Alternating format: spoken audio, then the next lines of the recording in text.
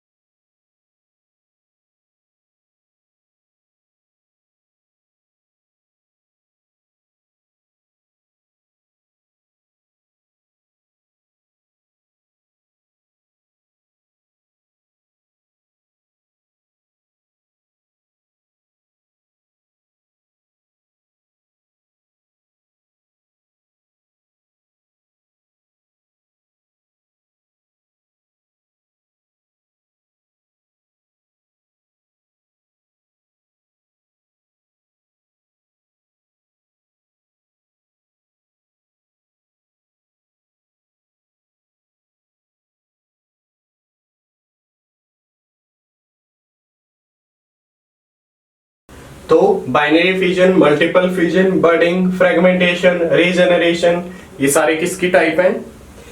Asexual reproduction की। तो ये थी कुछ एसेक्सुअल रिप्रोडक्शन की टाइप, जैसे बाइनरी फिजन हो गया, उसके बाद बडिंग, उसके बाद हमने पढ़ा फ्रेगमेंटेशन के बारे में, बॉडी जो है वो फ्रेगमेंट्स के अंदर टूट जाती है, एग्जाम्पल स्पाइरो वगैरह। उसके बाद पढ़ा था रीजनरेशन के अंदर। तो रीजनरेशन का एग्जाम्पल हमने स्टडी किया प्लेनेरिया। अब क्वेश्चन ये है कि क्या ह्यूमन बॉडी के अंदर भी रीजनरेशन की पावर होती है? क्या ह्यूमन बॉडी का कोई ऐसा पार्ट होता है जिसमें रीजनरेशन की पावर हो? तो उसका आंसर है लीवर। लीवर के अंदर यदि 50-60% तक डैमेज हो जाए तो लीवर जो है अपने आप को रीजनरेट करने की पावर रखता है। हमारी बॉडी के अंदर ऐसा पार्ट लिविंग ऑर्गेनिज्म की बॉडी के अंदर, ह्यूमंस के अंदर, जिसके पास रीजनरेशन की पावर होती है। क्लियर? अब लास्ट क्लास के अंदर 11th में हमने बायोलॉजिकल क्लासिफिकेशन के बारे में स्टडी किया था। बायोलॉजिकल क्लासिफिकेशन वाले चैप्टर के अंदर हमने क्या स्टडी किया था कि आर.एच. विटेकर ने कितने किंगडम्स के अंदर एनिमल्स को असाइन किया था, ग्रुप्स में बांटा था कितने, और लिविंग ऑर्गेनिजम्स को 5 के अंदर। First is Monera, second protista, third is fungi,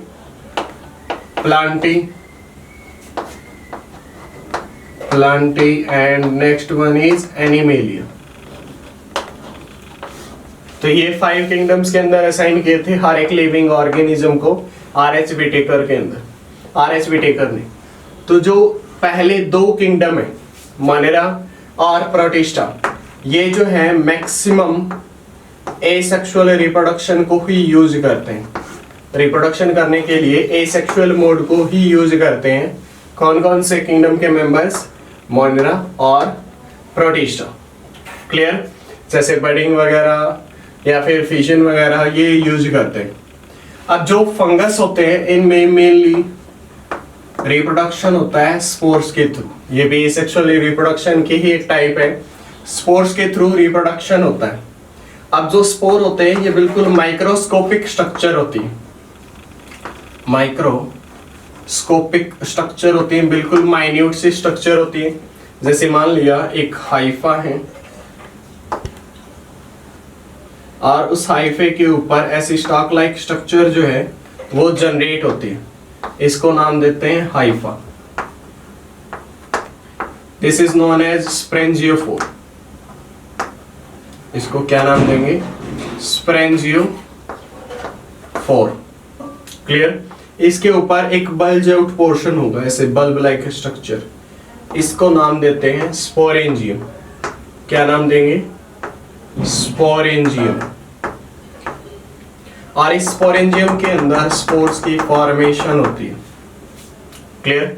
और जैसे ही फेवरेबल कंडीशंस आते हैं, स्पोरेंजियम जो है जैसे ही ये जो है मैच्योर हो जाता है तो ये स्पोरेंजियम जो है वो बर्स्ट कर जाता है और स्पोर्स जो है वो रिलीज हो जाते हैं। अब स्पोर जो होते हैं उनके पास ट्रू सेल वॉल होती है, इनके पास हार्ड सेल वॉल प्रेजेंट होती है, जिसकी वजह से यदि ये एनवायरनमेंट में रिलीज हो और बाहर अनफेवरेबल कंडीशन हो तो ये अपने आप को प्रोटेक्टेड रखते हैं। किसके थ्रू? सेल वॉल के थ्रू। और जैसे ही फेवरेबल कंडीशन आती है ये जर्मिनेट कर जाते हैं। तो इस वजह से फंगस जो है मेनली किसका यूज करेंगे रिप्रोडक्शन करने के लिए? स्पोर्स का यूज करेंगे। सेप्रोफाइटिक नेचर के होते हैं फंगस। अब जो स्पोर्स होते हैं यदि वो मोटाइल नेचर के हैं, जो स्पोर्स है वो यदि मोटाइल है तो उनको नाम देते हैं zoospores. Motile spores is known as zoospore. कुछ ऐसी स्ट्रक्चर होती है जैसे ये हो गया और बॉडी के ऊपर ऐसे ही फ्लैजिला प्रेजेंट होता है। तो इन मोटाइल स्पोर्स को क्या नाम देंगे? जूस्पोर। यही अगर नॉन मोटाइल हो तो नॉन मोटाइल जो स्पोर्स होते हैं उनको नाम देते हैं अप्लेनोस्पोर। क्या नाम देंगे? अप्लेनोस्पोर। क्लियर? तो फंगस मेनली किसका यूज करेगा रिप्रोडक्शन करने के लिए? स्पोर्स का यूज करेगा। स्पोर्स के पास सेल वॉल प्रेजेंट होती है। ये स्पोर यदि मोटाइल हो नाम देते हैं जूस्पोर, और यदि नॉन मोटाइल हो तो इनको क्या नाम देते हैं? अप्लेनोस्पोर। क्लियर? अब कुछ और ऑर्गेनिजम्स के बारे में डिस्कस कर लेते हैं जिनमें एसेक्सुअल रिप्रोडक्शन ही होता है। कुछ जैसे यूज करते हैं कॉलोडिया को, एग्जांपल जैसे पेनिसिलियम।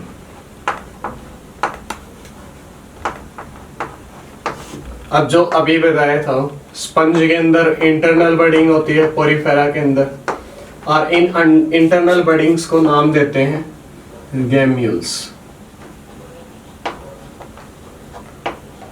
गैम्यूल्स नाम दिया जाएगा। क्लियर? जैसे आप लोगों को डायग्राम जो एनसीईआरटी का स्क्रीन पर दिखाई दे रहा है, तो ये कुछ है एसेक्सुअल रिप्रोडक्शन के ही टाइप। अब यदि बात करें प्लांट्स की, तो प्लांट्स के अंदर मेनली इस प्रोसेस को एसेक्सुअल रिप्रोडक्शन की नाम देते हैं वेजिटेटिव प्रोपेगेशन। Vegetative propagation. अब वेजिटेटिव प्रोपेगेशन का मतलब क्या होता है? ये भी एसेक्सुअल रिप्रोडक्शन की ही टाइप होती है। तो वेजिटेटिव प्रोपेगेशन के अंदर प्लांट्स अपने पार्ट्स को यूज करते हैं, जैसे लीफ हो गई, रूट हो गई, या फिर स्टेम हो गई। अपने इन पार्ट्स को यूज करेंगे और इन्हीं पार्ट्स की मदद से नए प्लांट की फॉर्मेशन करेंगे।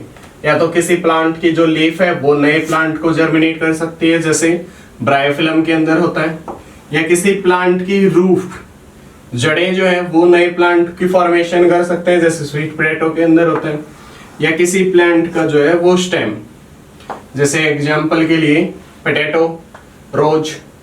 तो इस तरीके से ये जो है बिना किसी दूसरे प्लांट की मदद लिए नए इंडिविजुअल प्लांट की फॉर्मेशन, नए प्लांट की फॉर्मेशन कर सकते हैं। और वो पार्ट्स जो वेजिटेटिव प्रोपेगेशन करने के लिए प्लांट्स यूज करते हैं उनको नाम देते हैं वेजिटेटिव प्रोपेग्यूल्स। क्या नाम दिया जाता है? Vegetative propagules. अब वेजिटेटिव प्रोपेग्यूल्स में जैसे runners, rhizome, bulb, tuber, offset, सकस, स्टोलन, ये कुछ जो है वेजिटेटिव प्रोपेग्यूल्स ही होते हैं। रनर्स जैसे क्या होता है, ग्रासेस में आप लोगों ने देखा होगा कि ग्रास बिल्कुल सोइल से ऐसे साथ में चलती है, थोड़ा सा पार्ट टच होता है वहीं से ये रूट डेवलप हो जाती है। ये पार्ट टच हुआ यहीं से रूट डेवलप हो जाएंगी। तो एग्जांपल क्या हो गया इसका? ग्रासेस। क्लियर? राइजोम्स जैसे जिंजर के अंदर हो गया, bulb onion, tuber potato, offset water hyacinth. इसके बारे में हम थोड़ी बहुत नॉलेज डिटेल जो है वो और लेंगे। वाटर हाइसिंथ और सकस जैसे पाइनएप्पल।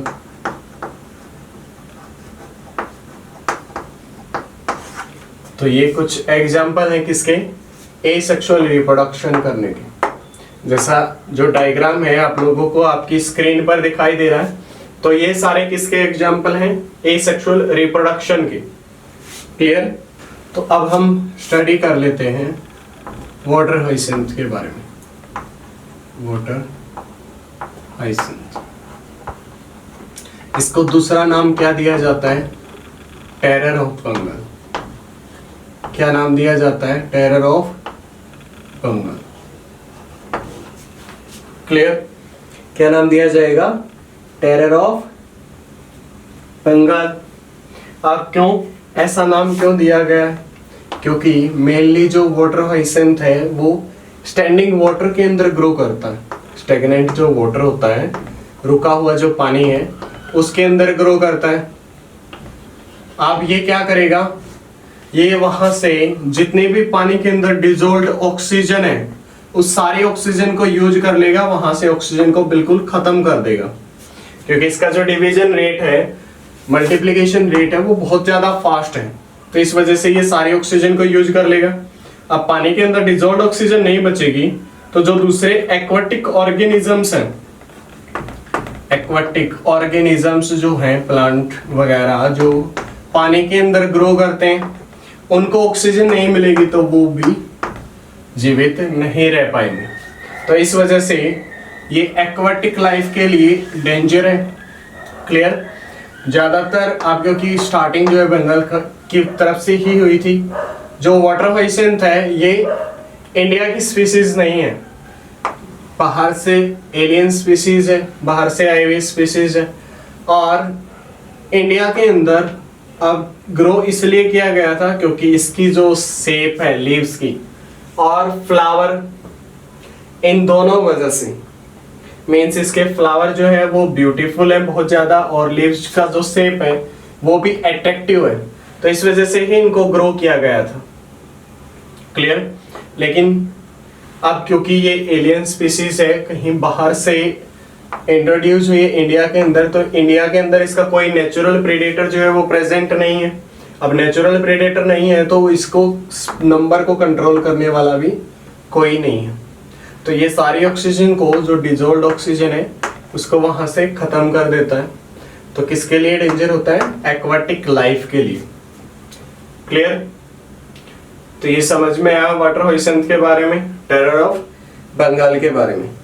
अब प्लांट्स के अंदर जैसे आप लोगों ने शुगर केन देखा होगा, तो शुगर केन कुछ ऐसा दिखाई देता है, मान लेते हैं, तो उसके बीच में ऐसा ब्लैकिश पोर्शन जो है वो होता है। रेगुलर इंटरवल्स पर क्या प्रेजेंट होते हैं? ऐसा ब्लैकिश पोर्शन। और ये जो ब्लैकिश पोर्शन होता है, यहीं से जो है नया प्लांट जो है वो ग्रो करता है। तो यहाँ पर सेल्स प्रेजेंट होती हैं और यही सेल्स क्या करती हैं? नए प्लांट को जर्मिनेट करने में, नए प्लांट को प्रोड्यूस करने में हेल्प करते हैं। तो ऐसा पोर्शन जहां से नया प्लांट प्रोड्यूस हो सकता है, that is known as node. यानी ऐसा पोर्शन जहां से या तो लीफ अराइज हो सकती है या स्टेम अराइज हो सकता है, तो उस पोर्शन को बड भी अराइज हो सकती है, उस पोर्शन को क्या नाम देते हैं? नोड। तो ये भी नोड हो गया। और दो सक्सेसिव नोड के बीच का जो डिस्टेंस है, that is known as internode. दो सक्सेसिव नोड्स के बीच के डिस्टेंस को क्या नाम दिया जाएगा? इंटरनोड।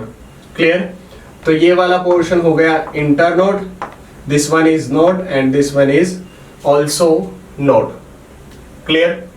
तो अब जो एल्गी होते हैं और फंगस होते हैं, अभी तक हमने पढ़ा ये किस टाइप के रिप्रोडक्शन करते हैं? Asexual reproduction. कब करते हैं? जब कंडीशंस फेवरेबल होती हैं। लेकिन जैसे ही अनफेवरेबल कंडीशंस आती हैं तो ये एसेक्सुअल रिप्रोडक्शन की बजाय किस टाइप के मोड को शो करेंगे? सेक्सुअल रिप्रोडक्शन को। किस टाइप के मोड को, रिप्रोडक्शन को शो करेंगे? सेक्सुअल रिप्रोडक्शन को। बात करें हायर प्लांट्स की, तो जो हायर प्लांट्स होते हैं वो दोनों टाइप का रिप्रोडक्शन शो करते हैं, asexual as well as sexual. दोनों टाइप के मोड ऑफ रिप्रोडक्शन को कौन शो करेगा? Higher plant. और हायर एनिमल्स जो होते हैं वो सिर्फ और सिर्फ किस टाइप के रिप्रोडक्शन को शो करेंगे? Sexual reproduction. तो क्लियर? आप लोगों को समझ में आ गया ये सेक्सुअल रिप्रोडक्शन के बारे में। अब डिस्कस करते हैं सेक्सुअल रिप्रोडक्शन के बारे में।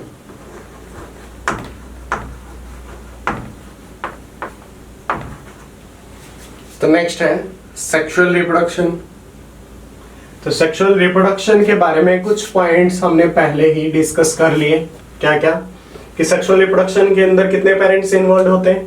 2 parent, one is male and second one is female. कितने पेरेंट्स इन्वॉल्व होते हैं? 2, one is male and second one is female. Clear? तो मेल के अंदर मेल जर्म सेल्स प्रेजेंट होती हैं। अब ये जर्म सेल्स क्या करेंगी, कौन सी प्रोसेस करेंगी, मियोसिस प्रोसेस। मियोसिस प्रोसेस से यदि मेल की बॉडी डिप्लॉयड है तो जर्म सेल्स भी डिप्लॉयड हुई, और मियोसिस प्रोसेस के बाद जो सेल्स बनेंगी जिनको हम गैमेट्स नाम देते हैं, वो गैमेट्स कैसे होंगे, हैप्लॉयड। तो सेम जर्म सेल्स फीमेल की बॉडी के अंदर भी प्रेजेंट है। अब यही जर्म सेल्स मियोसिस प्रोसेस करेंगी, मियोसिस प्रोसेस करेंगी, किसको बनाएंगी, गैमेट्स को, फीमेल गैमेट बन जाएंगी और वो भी हैप्लॉयड होंगे। नेक्स्ट स्टेप पे क्या होगा, दोनों का फ्यूजन यानी फर्टिलाइजेशन होगा। फर्टिलाइजेशन से क्या बनेगा, जाइगोट जो डिप्लॉयड होगा, एन यहां से एन यहां से वापस कंडीशन कैसी आ गई, 2n। क्लियर?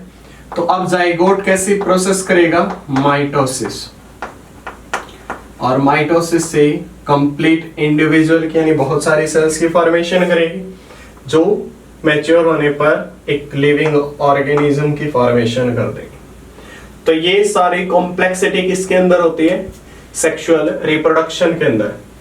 अब डिप्लॉयड ऑर्गेनिजम्स के अंदर ऐसे ऑर्गेनिज्म जिनकी बॉडी के अंदर 2 सेट प्रेजेंट होते हैं क्रोमोसोम्स के, उनके अंदर मियोसिस प्रोसेस किसकी फॉर्मेशन के लिए यूज होती है, गैमेट्स की फॉर्मेशन के लिए, चाहे मेल हो या फीमेल हो।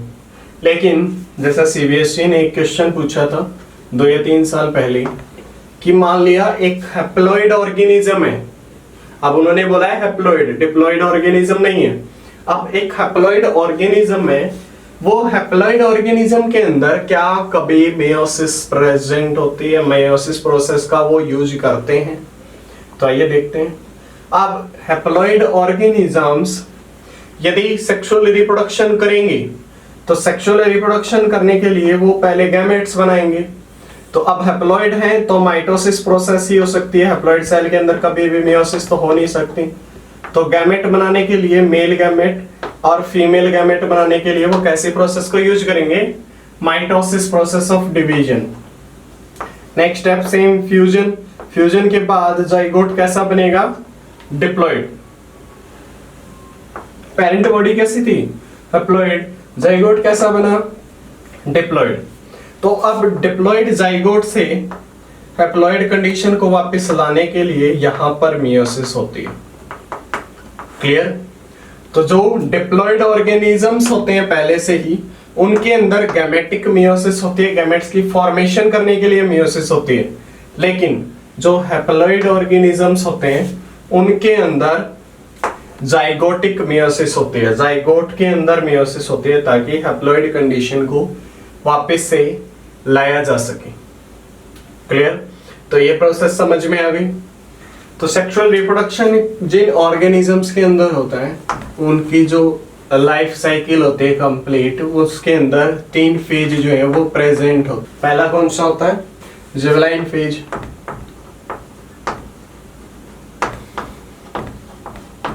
जिवलाइन फेज कौन सा होता है, फेज ऑफ ग्रोथ, ऐसा टाइम पीरियड जिसमें बॉडी की ग्रोथ होती है। Phase of growth is known as जिवलाइन फेज।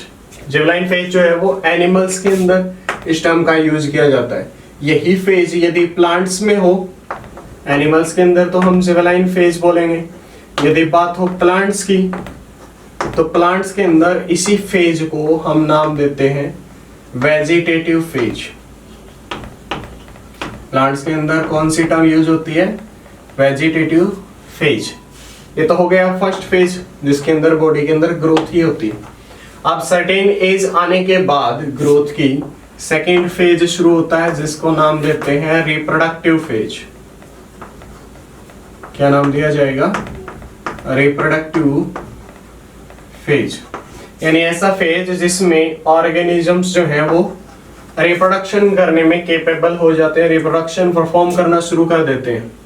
तो ऐसी एज ह्यूमन बींग्स के अंदर जिसके बाद ह्यूमन बींग्स में रिप्रोडक्शन जो है वो शुरू हो जाता है। That age is known as puberty age. उस एज को क्या नाम देंगे?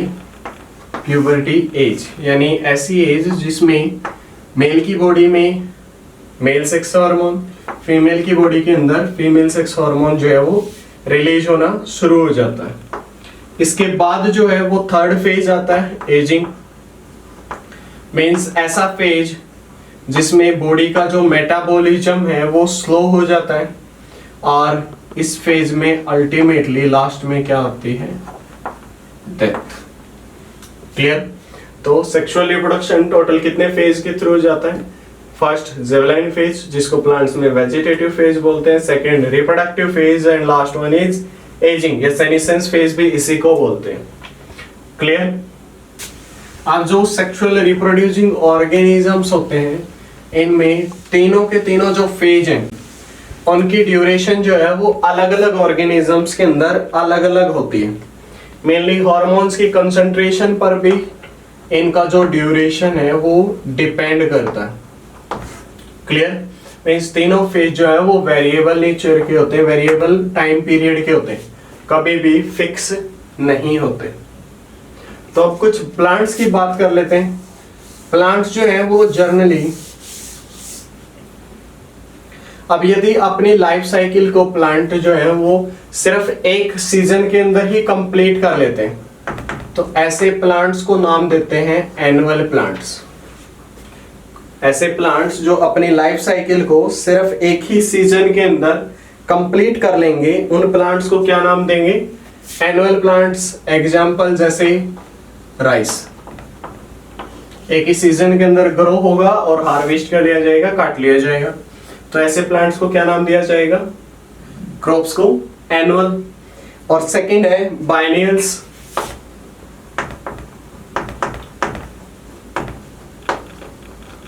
ऐसे प्लांट्स जो अपनी लाइफ साइकिल को 2 सीजन्स के अंदर कंप्लीट करते हैं, एग्जांपल जैसे कैरेट। ऐसे प्लांट्स, ऐसी स्पीशीज प्लांट्स की जो अपनी लाइफ साइकिल को कंप्लीट करने के लिए 2 सीजन्स का यूज करते हैं, उनको क्या नाम देते हैं?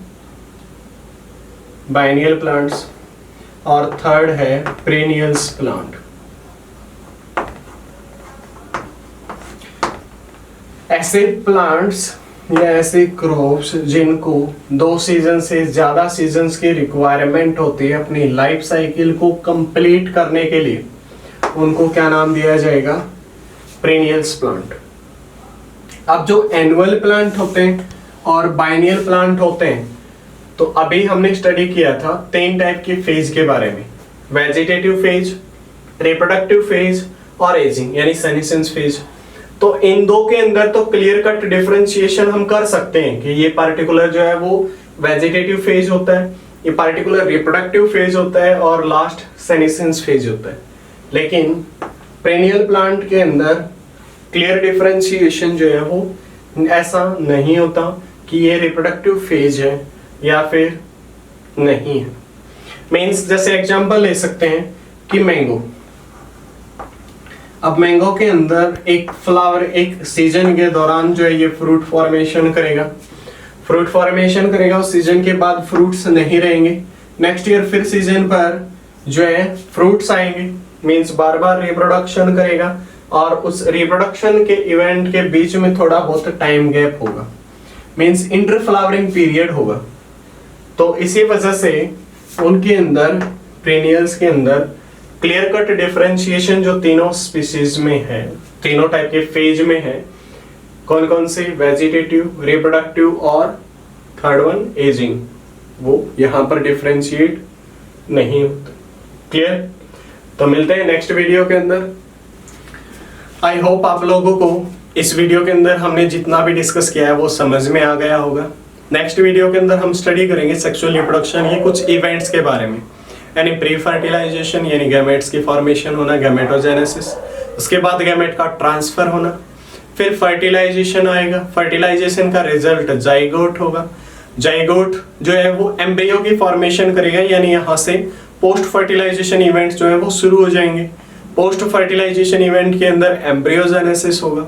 तो इन तीनों इवेंट्स के बारे में हम नेक्स्ट वीडियो के अंदर डिस्कस करेंगे। तो आज की वीडियो के अंदर जितना कंटेंट था यदि वो आप लोगों को समझ में आया और वीडियो आप लोगों को पसंद आई है तो वीडियो को लाइक करें, अपने दोस्तों के साथ शेयर करें और चैनल को सब्सक्राइब करना ना भूलें। Thank you.